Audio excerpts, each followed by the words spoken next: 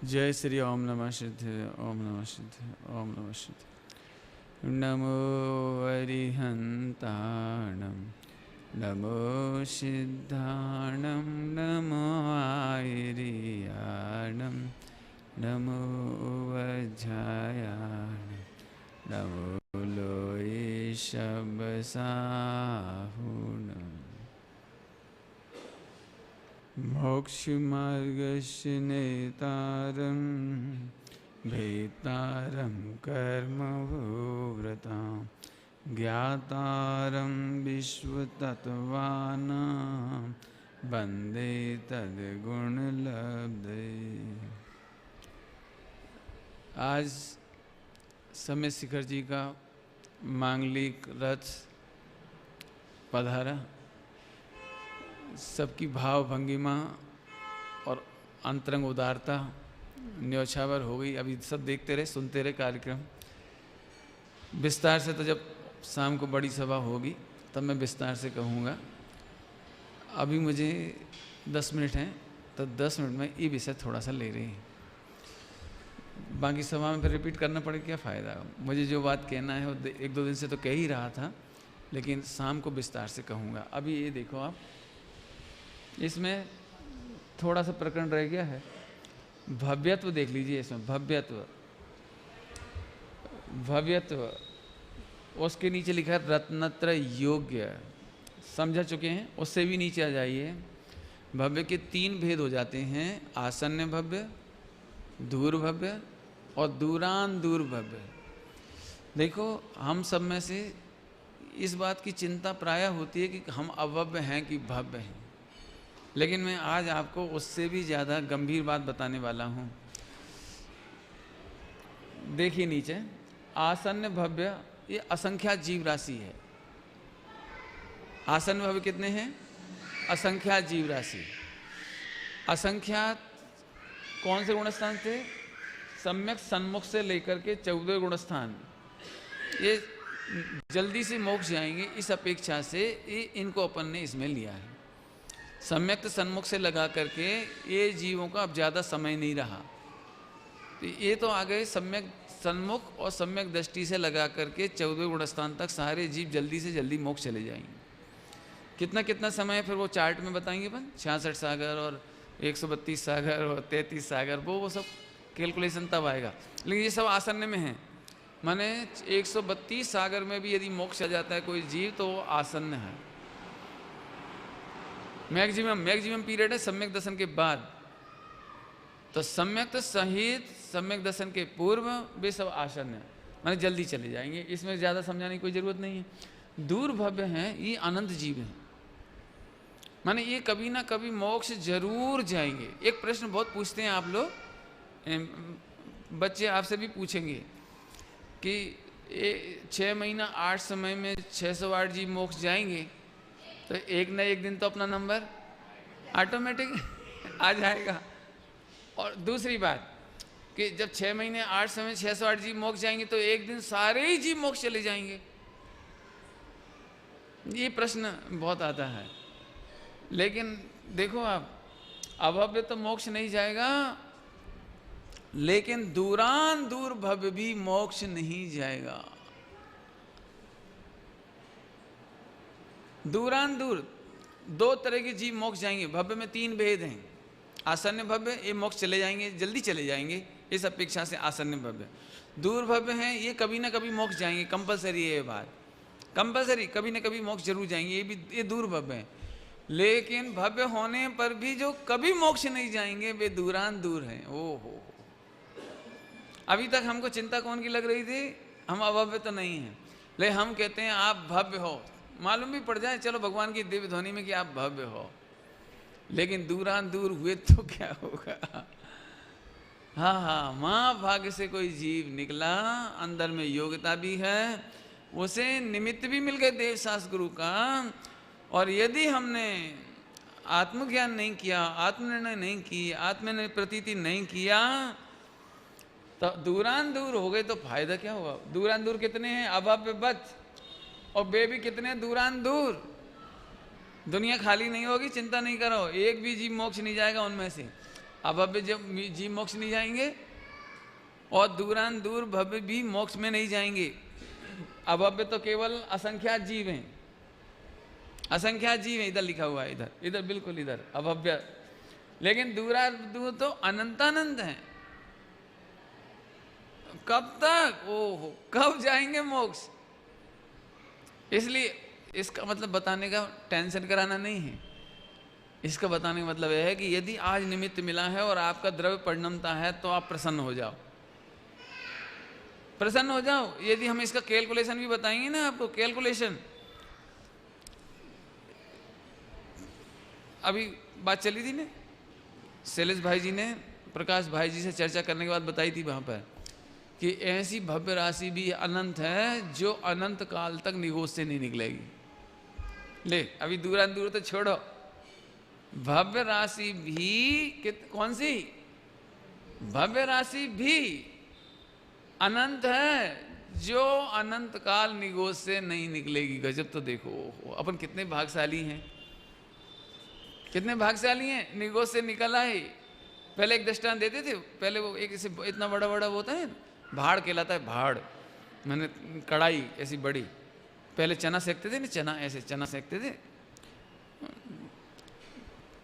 तो उसमें से ये इतने सारे चने डालो और सेंको तो कोई चना अचानक फूट करके बाहर निकलता है, यहाँ से नित्य निगोज से निकलता है जी। लेकिन इसमें भी दम क्या है, नित्य निगोज से निकल भी आए और 2000 साधिक पूरा किया, फिर वापस इतर निगोद में चला गया। कितने समय के लिए हैं? हो सकता है अनंत काल के लिए। माने निगोद जाने का टाइम तो नक्की है। क्या कह रही? त्रस की एक्सपायरी है, त्रस की, मनुष्य की एक्सपायरी है, देवों की एक्सपायरी है, नारकी की एक्सपायरी है। एक्सपायरी समझ गए? 4 गति की मैं क्या कह रहा हूं, 84 लाख योनियों की एक्सपायरी है, लेकिन निगोद की एक्सपायरी नहीं है। फिर जाने कब, फिर कब उधर से निकलेगा। उसमें से केवल मोक्ष जाने के लिए जितने भव मिलते हैं उनमें केवल 8 भव होते हैं मोक्ष जाने के लिए। 8 कितने भव? 8। मनुष्य के कितने भव मोक्ष जाने लायक? पुरुष। पुरुष शरीर के बिना कहीं 84 लाख योनियों में मोक्ष नहीं होता। एक पुरुष शरीर से मोक्ष होता है, उसमें से एक अपना निकला, ये इसमें तो जा ही नहीं सकता।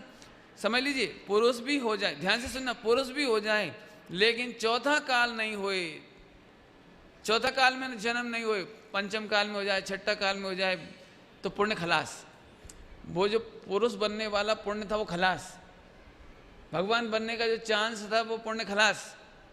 पहले दूसरे तीसरे काल में जन्म ले ले भाई खलास। ओ हो। अब दुर्लभता देखो, दुर्लभता। मोक्ष जाने के लिए कितना समय मिल रहा है आपको? अनादि अनंत में एक सुई की नोक बराबर समय।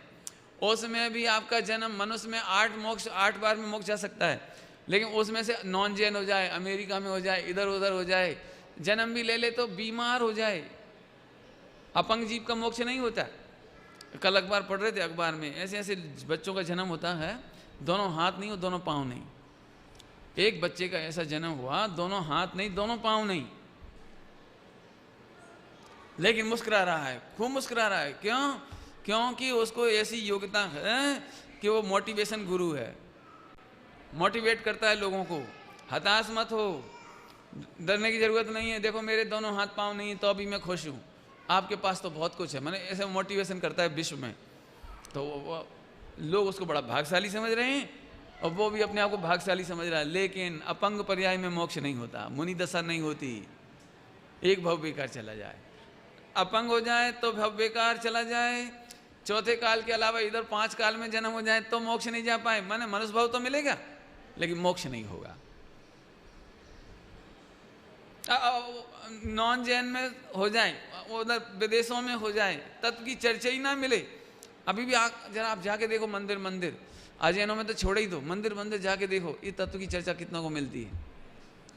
तुम भगवान हो, ज्ञायक हो, ध्रुव हो, ये बात कहाँ मिलती है। इसलिए इसमें एक बैराग की चर्चा थी ये कि भैया अब से भी ज्यादा चिंता इसकी करो, अपन भव्य भी हुए और दूरान दूर हुए तो फिर क्या करें? डराने की बात नहीं है। निमित्त, भव्य और अभव्य की परिभाषा में एक शब्द आया है, निमित्त पाकर के परिणमित होने की योग्यता। क्या कहा? निमित्त पाकर परिणमने की योग्यता, उसका नाम भव्य, और निमित्त पाकर के भी जो नहीं परिणमने योग्य उसका नाम अभव्य। अब बोलो क्या करना है? इसलिए भैया हम तो कह रहे नहीं समझ में आए तब भी समझने की कोशिश करो, और इतना ही समझना है कि मैं भगवान हूँ, ध्रुव हूँ, गायक हूँ, भगवान बनने लायक हूँ, और मुझे विश्व की चिंता करने की जरूरत नहीं है। होने योग्य काम होगा, घर में, परिवार में, दुकान में, कुटुंब में होने योग्य काम होगा, मेरा कोई काम नहीं। जी पेज नंबर 16, पेज नंबर 16, यह ज्ञान का महात्म्य है।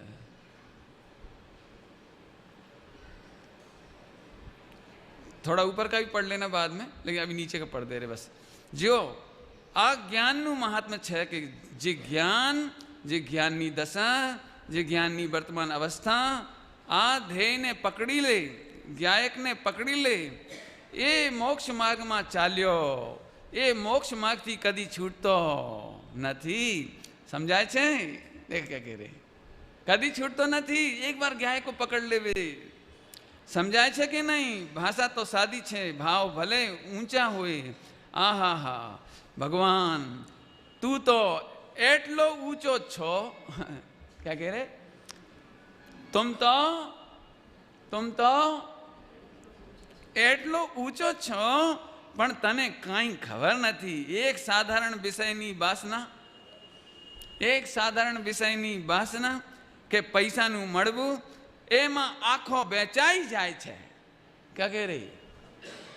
आँखों भगवान, आँखों भगवान बेचाई जाए छे। ओहो, एक विषयनी वासना के पैसा नु मळवू, एमा आँखों बेचाई जाए। अरे भगवान तारी अर्पणता तो प्रभु पूर्णानंदनो नाथ तू छो पूर्णानंदनो नाथ तू छो।